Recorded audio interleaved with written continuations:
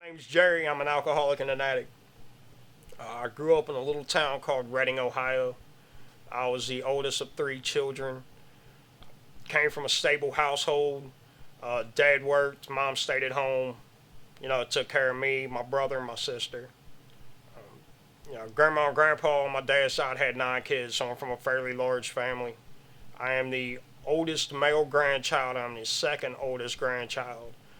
So my entire life growing up, I was used to taking care of those that were smaller than me. In my family, that was a big thing. Um, a lot of pressure on a kid, making sure you're watching out for everybody else, taking care of your little brother, protecting your little sister, your little cousins. So I always grew up with that mentality I was supposed to protect other people. In the process, I forgot that I was supposed to take care and protect myself. I had a really, really good childhood. Everything was great growing up. I was on various sports teams. I played basketball, I played baseball. I got into high school, I played football for a little bit, and I got into wrestling, and I fell in love with wrestling.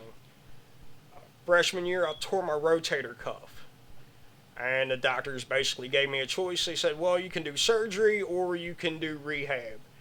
We don't suggest surgery because of how young you are, but we can do the rehab, and we'll give you this lovely little non addicting pill called Percocet.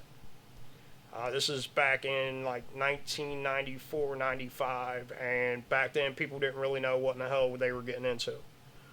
So here I am, 15, 16 years old, eating Percocet every day for my shoulder, doing rehab.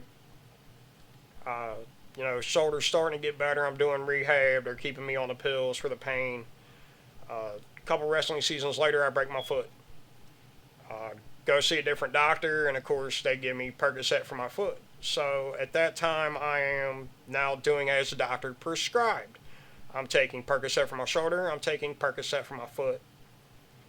This incident goes on for roughly a year and a half. So sometime, 2.5 years after taking these, they finally cut me off. And I was dating this girl, and she had an uncle my age who was into pills and such, and he looks at me and he goes, dude, you're dope sick.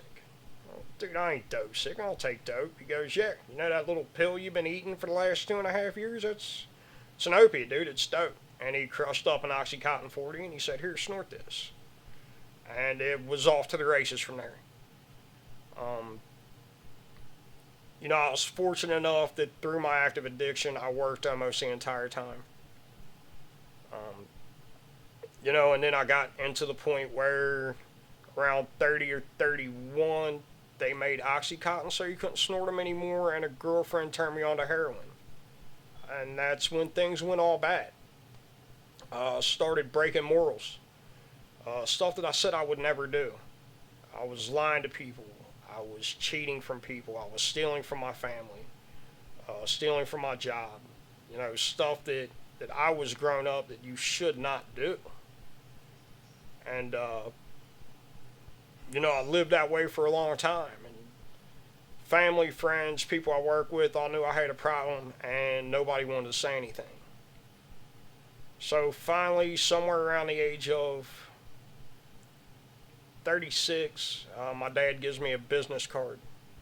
And he goes, this guy can help you. And I looked at the business card, my buddy's name was on it, and I kind of laughed and I threw it. I was like, he did more dope than I did, Pop. I ain't going to trust this guy.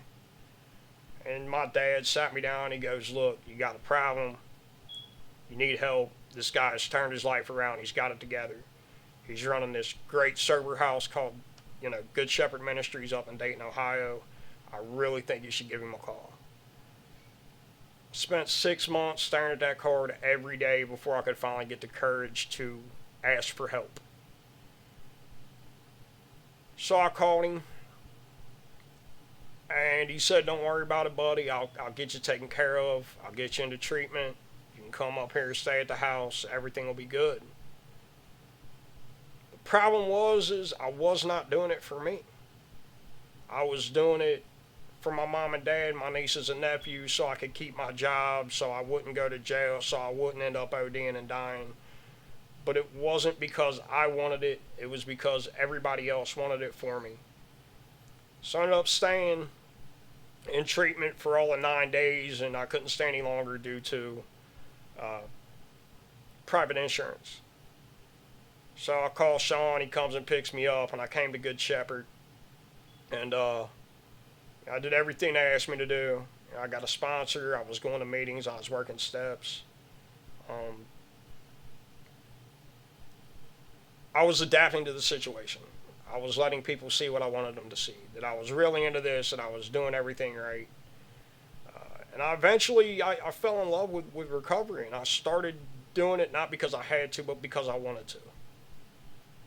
So I spent the next year and a half in Good Shepherd, in sober living, doing what I needed to do so I could write my life. Situation popped up where around a year and a half I was able to go back home and I got my old job back. Now, one of the things they told me is, in order to change your life, you only have to change one thing, and that one thing is everything. But what did I do? I went back to my old job, my old stomping grounds, started doing a lot of things that I used to do, and the pain wasn't there anymore. Because of AA and being, a year and a half sober, it didn't hurt. So I started trading meetings off to do stuff that I wanted to do. I stopped doing what I needed to do so I could do what I wanted to do. And I was good for 8 or 9 months. I celebrated 2 years of sobriety, and 4 months after that, I ended up relapsing. Uh, I relapsed basically because I stopped doing everything I needed to do. I stopped going to meetings. I stopped doing step work. I stopped talking with other alcoholics. I stopped sponsoring guys. I wasn't talking to a sponsor. And, I found myself, one night, the night I relapsed, I did just one. And I was like, it's cool, I did just one, I'm good. And I went an entire week without thinking about it. And I'm sitting alone on a Saturday night, and that little thought creeped up in my head that, hey man, you did one last week and it didn't hurt you, you can do one again.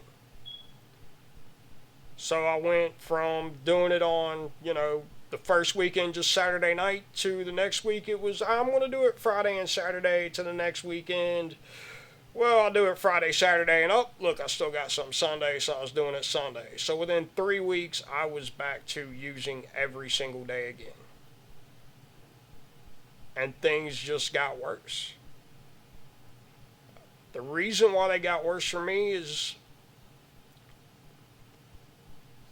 here I was working steps, doing all this stuff when I was living in Dayton, in Good Shepherd. And all these promises that they tell you about in AA started coming true. And when I went back out, I wasn't the same addict I was before I started working a solid program. Here I was, a changed person with all this knowledge, knowing how good it was on the other side, making a conscious choice to go back and do what I was doing prior to that, and making my life a living hell. And that's what it was. Within a month, I was back to using more than I was using before I went to rehab the first time. I ended up staying out for about 4.5 months, and my breaking point, I was at a Reds game with my mom. My niece and nephew were there. I was higher than hell, and I got behind the wheel of a car, and I was driving home, nodding out behind the wheel with my mom sitting next to me and my niece and nephew in the back seat.